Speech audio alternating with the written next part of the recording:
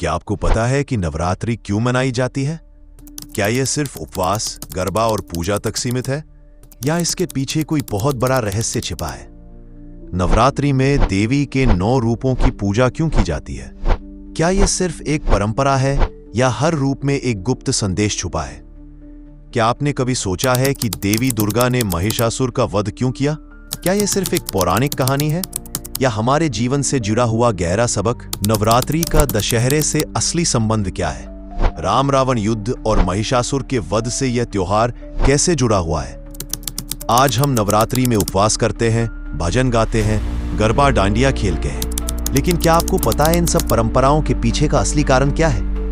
आज मैं आपको ऐसी कहानी सुनाने जा रहा हूं जो सिर्फ पौराणिक नहीं है, बल्कि हमारे जीवन के हर अंधकार को प्रकाश दिखाती है। नवरात्रि की इस रहस्यमयी कथा में ऐसे सबक छुपे हैं जो आपको जीवन के राग, लोभ और अहंकार से लड़ना सिखाएंगे। अगर आपने यह वीडियो पूरा देखा तो नवरात्रि को देखने का आपका नजरिया हमेशा के लिए बदल जाएगा।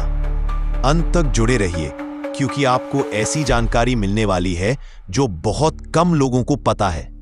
नवरात्रि का पर्व सिर्फ देवी की पूजा नहीं है, बल्कि ये हमारे भीतर के महिषासुर को पराजित करने का संकल्प है। चलो तो दोस्तों, वीडियो शुरू करते हैं। अगर आप चैनल पर नए हो तो चैनल को सब्सक्राइब करना ना भूलें और घंटी वाला बटन दबा दें, ताकि हमारी हर कहानी आप तक सबसे पहले पहुंचे। आज हम सबसे पहले जानेंगे उन 9 रातों का रहस्य, फिर देवी के 9 रूपों के बारे में रोचक जानकारी लेंगे और अंत में सुनेंगे महिषासुर वध की भयंकर और रोमांचक कहानी, जिसने धर्म और न्याय की जीत को स्थायी बना दिया। तो चलिए, देर किस बात की, शुरू करते हैं और जानते हैं नवरात्रि के इस अद्भुत रहस्य के बारे में। दोस्तों, क्या आपने कभी सोचा है कि नवरात्रि में सिर्फ 9 दिन क्यों होते हैं? इसका कारण यह है कि नवरात्रि का मतलब ही है 9 रातों का उत्सव, और हर दिन देवी के एक रूप की पूजा की जाती है। ये 9 दिन हमें जीवन में शक्ति, साहस, संयम और बुद्धिमानी का महत्व याद दिलाते हैं। पहले दिन हम शैलपुत्री की पूजा करते हैं, जो स्थिरता और सरलता का प्रतीक है। दूसरे दिन ब्रह्मचारिणी का रूप हमें तपस्या और धैर्य की शिक्षा देता है। तीसरे दिन चंद्रघंटा साहस और वीरता का संदेश देती है। चौथे दिन कुष्मांडा सृजन और ऊर्जा की देवी है, जो हमारे भीतर की शक्ति जगाती है। पांचवें दिन स्कंद माता मातृत्व और करुणा का प्रतीक है, जो हमें प्रेम और धैर्य का महत्व समझाती है। छठवें दिन कात्यायनी न्याय और साहस की देवी है, जो हमें सही मार्ग पर चलने की प्रेरणा देती है। सातवें दिन कालरात्रि अंधकार और बुराई का संहार करने वाली है, जो हमें निडर और साहसी बनाती है। आठवें दिन महागौरी पवित्रता और शांति की देवी है, जो आत्मशुद्धि और संतुलन का संदेश देती है। और 9वें दिन सिद्धिदात्री का रूप सभी सिद्धियां देने वाला है, जो हमें याद दिलाता है कि सच्ची शक्ति और ज्ञान तभी प्राप्त होते हैं जब हम अपने भीतर की बुराइयों को हराते हैं। यही कारण है कि नवरात्रि केवल पूजा और उपवास का पर्व नहीं है, बल्कि यह आत्मशक्ति जागरण का पर्व है, जो हमें हर दिन अपने भीतर की ऊर्जा, साहस और सकारात्मकता को पहचानने और उसे विकसित करने का अवसर देता है। अब हम सुनेंगे महिषासुर वध की भयंकर और रोमांचक कहानी, जिसने धर्म और न्याय की जीत को स्थायी बना दिया।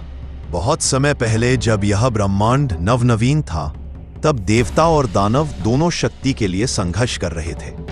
देवता धर्म और न्याय के मार्ग पर चलते थे, जबकि दानव अहंकार और अधर्म में डूबे रहते थे।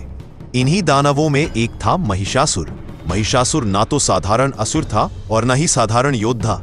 उसने वर्षों तक कठोर तप किया और ब्रह्मा जी को प्रसन्न कर लिया। जब ब्रह्मा जी उसके सामने प्रकट हुए तो उसने वरदान मांगा, हे प्रभु, मुझे न कोई देव और न कोई मनुष्य मार सके। ब्रह्मा जी ने हंसकर कहा, तथास्तु। लेकिन शायद वे भी नहीं जानते थे कि यह वरदान आगे चलकर समूचे ब्रह्मांड के लिए संकट बन जाएगा। महिषासुर को शक्ति मिली और उसके साथ उसका अहंकार भी बढ़ता गया। उसने देवताओं पर आक्रमण किया, इंद्रलोक पर अधिकार कर लिया, देवताओं को स्वर्ग से खदेड़ दिया गया। इंद्र, अग्नि, वायु, वरुण सब निराश होकर भगवान विष्णु और महादेव के पास पहुंचे। विष्णु ने गंभीर स्वर में कहा, इस असुर को कोई देव या मनुष्य नहीं मार सकता, तो अब उपाय क्या है? तभी महादेव बोले, जहां सबकी शक्ति समाप्त होती है, वहां से आदि शक्ति का उदय होता है। अब सृष्टि की मातृशक्ति ही इसका अंत करेगी। इसी क्षण ब्रह्मा, विष्णु और महेश तीनों का तेज एकत्र होकर एक अद्भुत ज्योति बनी। वह ज्योति इतनी प्रखर थी कि आकाश, पाताल और पृथ्वी सब प्रकाशमय हो उठे। उस तेज से प्रकट हुई आदि शक्ति दुर्गा। उनका रूप अद्भुत था। 10 भुजाएं, हर हाथ में शस्त्र और वाहन सिंह। सभी देवताओं ने उन्हें अपने अपने दिव्य अस्त्र अर्पित किए। देवी ने महिषासुर को ललकारा, असुर, तेरा अंत अब निश्चित है। महिषासुर हंस पड़ा, मुझे कोई देव और मनुष्य नहीं मार सकता। तू कौन है मुझे पराजित करने वाली? देवी का स्वर गूंजा, मैं वही शक्ति हूं जिससे देव और मनुष्य दोनों अस्तित्व में है। मैं तेरी माया को भेद दूंगी। युद्ध आरंभ हुआ। यह युद्ध साधारण नहीं था। यह धर्म और अधर्म, अहंकार और विनम्रता, अंधकार और प्रकाश के बीच का युद्ध था। 9 दिन और 9 रातें युद्ध चलता रहा। पहले दिन देवी शैलपुत्री के रूप में अवतरित हुई और अपनी स्थिरता से असुरों की पहली पंक्ति तोड़ दी। दूसरे दिन ब्रह्मचारिणी रूप में उन्होंने तपस्या और धैर्य का संदेश दिया, पर असुरों के साहस को तोड़ दिया। तीसरे दिन चंद्रघंटा बनी। उनके घंटे की ध्वनि से महिषासुर की सेनाएं भयभीत होकर भागी। चौथे दिन कूष्मांडा रूप में अपने तेज से चारों दिशाओं को आलोकित कर दिया। 5वें दिन स्कंद माता बनकर उन्होंने मातृत्व और शौर्य का संगम दिखाया।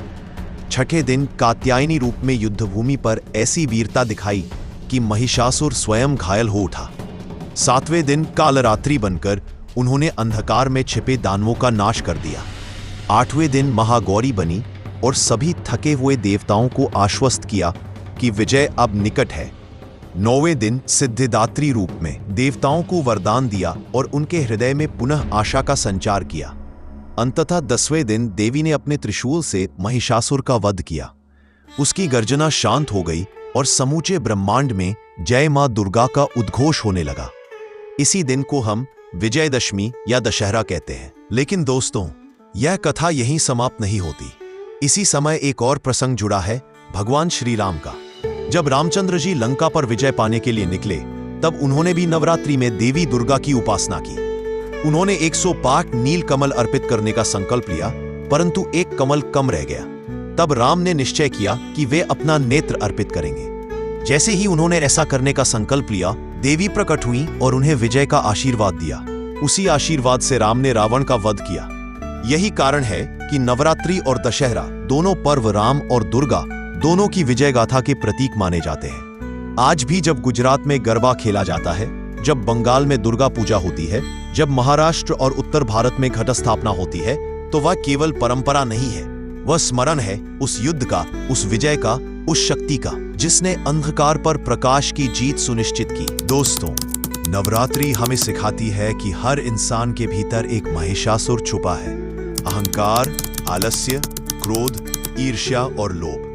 लेकिन उसी इंसान के भीतर देवी की शक्ति भी विद्यमान है। नवरात्रि का व्रत, उपवास और पूजा हमें ये याद दिलाने के लिए है कि हमें अपने भीतर की बुराइयों का वध करना है और अपने भीतर की शक्ति को जागृत करना है। तो जब आप नवरात्रि में दीपक जलाएं, आरती करें या डांडिया गरबा खेलें, तो याद रखिए, ये सिर्फ उत्सव नहीं है, यह आत्मशुद्धि का अवसर है। ये वह क्षण है जब आप अपने भीतर के अंधकार को मिटाकर प्रकाश की ओर बढ़ते हैं। और इसीलिए कहा जाता है, असतो मा सद्गमय तमसो मा ज्योतिर्गमय। तो दोस्तों, आज के इस वीडियो में हमने जाना कि नवरात्रि क्यों मनाई जाती है और इसके पीछे छुपी अद्भुत कथा को भी समझा।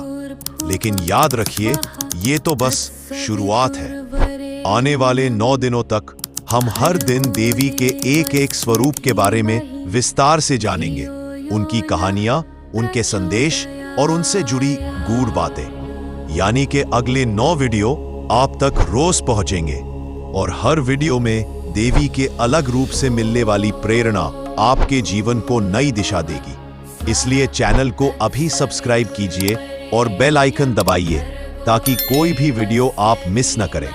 अगर आपको ये वीडियो अच्छा लगा हो तो इसे लाइक कीजिए, अपने दोस्तों और परिवार के साथ शेयर कीजिए ताकि नवरात्रि का यह संदेश सब तक पहुंच सके। और हाँ, नीचे कमेंट करके हमें बताइए कि नवरात्रि में देवी का कौन सा रूप आपको सबसे ज्यादा प्रिय है। तो चलिए दोस्तों, मिलते हैं अगले वीडियो में, जहां हम देवी के पहले रूप शैलपुत्री माता की दिव्य कथा जानेंगे।